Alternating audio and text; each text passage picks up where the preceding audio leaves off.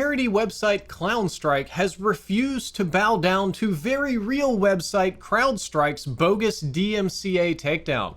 The parody website ClownStrike defended this as obvious fair use. It's a website called clownstrike.lol, and when you first load the page, it immediately loads the CrowdStrike logo with the little propeller hat on the bird, and I'm going to try to stay here for a few seconds, but after a few seconds, it turns into ClownStrike, and they also have clown hair on the little icon there, and that's because CrowdStrike is responsible for the world's largest IT outage, grounding flights a few weeks ago, at least $1 billion just in insured losses. It's big enough to have been an outage for 8.5 million systems. This is the Wikipedia page. It's considered historic now. Just to get a scale of how big this page is, and CrowdStrike is still dealing with the fallout of the damage from that. And do you know what they decided? They decided the best thing they could do was to go give ClownStrike a DMCA request. They had lawyer money to go, and by the way, the little audio down here that you can barely see, that just plays clown music. This is the whole, what happens if I click this? Oh, it actually takes it, the website has some of its own story there on it and people that are covering it. But the basic version is that after the DMCA request, Cloudflare sent another one. They ignored all messages from the owner of the website about how this is parody, how this is fair use, how if I'm criticizing and not monetizing, that I'm covered under my First Amendment right. Do not care. They just kept sending requests with escalations. So what the owner of the website decided to do is move his website because Cloudflare and their partnership with CrowdStrike could unilaterally take down his parody website as a whole without asking or doing anything. They have that ability, I suppose. So he decided to move his to the Hetzner server in Finland that has very, very different copyright laws than the United States. So that it would be much, much, much harder to enforce any sort of corporate shenanigans. And the rest of this whole article is a very long-winded way of saying, why is CrowdStrike, who again is responsible for a historic 200-page Wikipedia article level failure that they're still paying for and still litigating and still struggling through this week, spending all of their money to try to take down this? This little parody website is apparently the big priority for the company right now, which I think is absolutely ridiculous. I'm delivering a double dose of frivolous lawsuits today as X, formerly known as Twitter, files an antitrust lawsuit against advertisers over an illegal boycott. More specifically, he's suing companies like CVS and Unilever for not advertising on his website and says that the advertisers conspired to withhold billions of dollars in revenue from X. And I'm going to try to break this down in a way that even makes a little bit of sense today. It's actually going to end up being a freedom of speech First Amendment lawsuit in the United States because a company is allowed to boycott or not, or spend their money and not or not as they wish for the most part. I did find a little website here that has a summary of what an illegal boycott might be, because that's a pretty loaded word. A boycott may violate federal and state antitrust laws if horizontal, i.e. direct competitors for a specific market join the conspiracy and the competitors lack reasonable business justification for the boycott.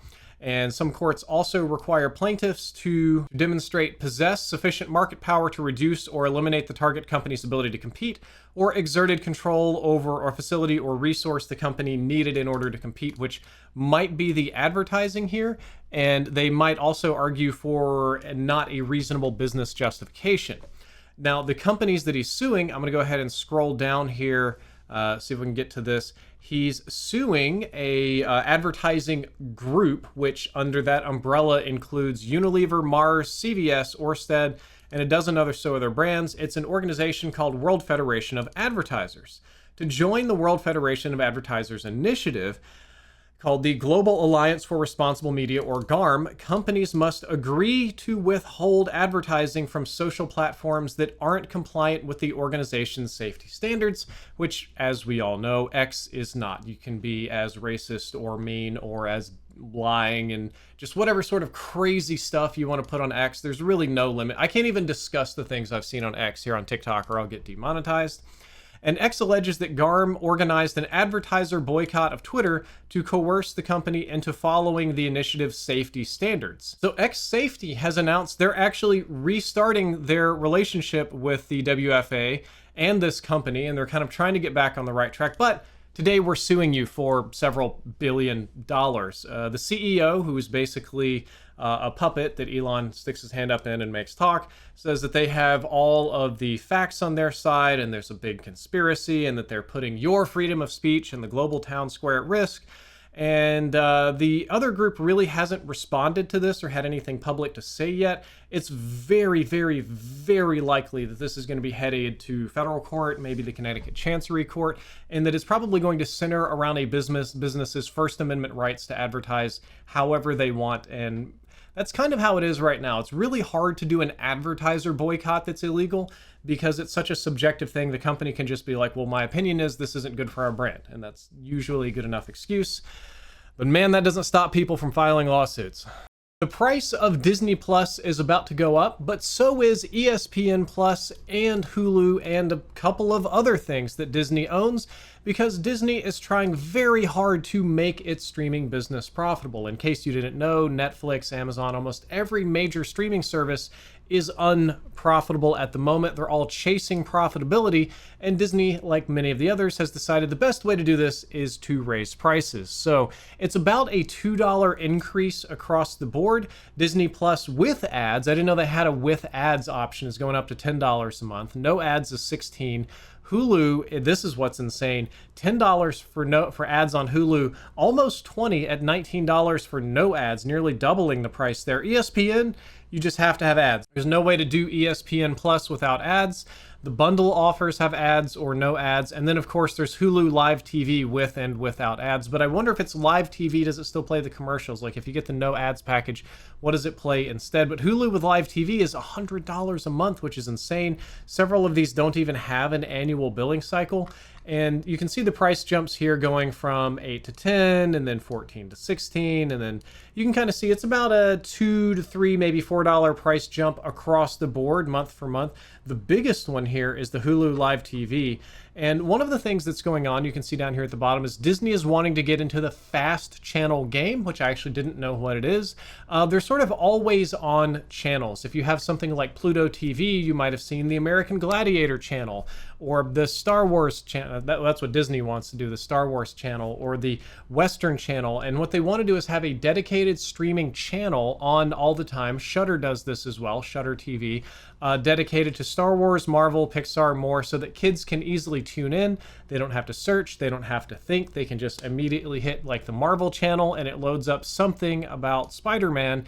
And if parents are willing to pay for that, somehow they'll make money. Now, what's incredible is Disney Plus, Hulu, and ESPN Plus lost only $18 million in the last few months, which is like an order of magnitude lower than their last losses. I'm hoping to God that this final little increase in price will get them over the hill to profitability and we can stop with the price increases, but that's not how capitalism works. We've got to get those shareholder returns. These will be probably double this price within 4 years. That's going to be my prediction.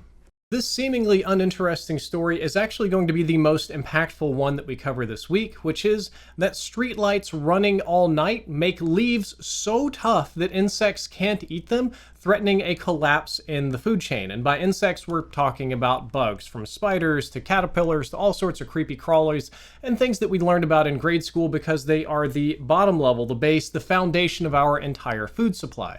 And I've talked about it here on the TikTok before about the role of light pollution and the insect apocalypse, because lights at night disrupt how they hunt, how they mate, it makes them more vulnerable to predators. It does a whole bunch of things, and it's leading to a literal, you can see this is 5 years ago, plummeting insect numbers threaten the collapse of nature. This has been a trend since the 1980s, if you care to look it up.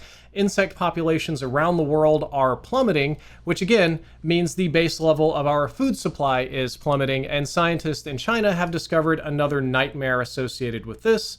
And what happens is plants that are dependent on photosynthesis actually have their structure changed when they're exposed to artificial light at night. When exposed to high levels of artificial light at night, tree leaves grow tougher and harder for insects to eat, threatening urban food chains. So we found that compared to natural ecosystems, tree leaves in most urban ecosystems show very little sign of insect damage, and they tried to figure out why. And then they found that the leaves were actually literally too thick to eat and too hard to swallow for the insects. And the scientists say that decreased herbivory can lead to trophic cascading effects in ecology because lower levels of herbivory imply lower abundance of herbivorous insects, which could in turn result in lower abundances of predatory insects, then insect-eating birds, and so on and so on. And the decline of insects is a global pattern that we've recognized over the last decade that threatens our entire food chain. You know, the stuff that we buy at the store is actually threatened by how late the streetlights run at night. And it's one of those things about about modern society that no matter how innocuous and simple some of our technology is, it almost always has negative consequences somewhere that you don't think about.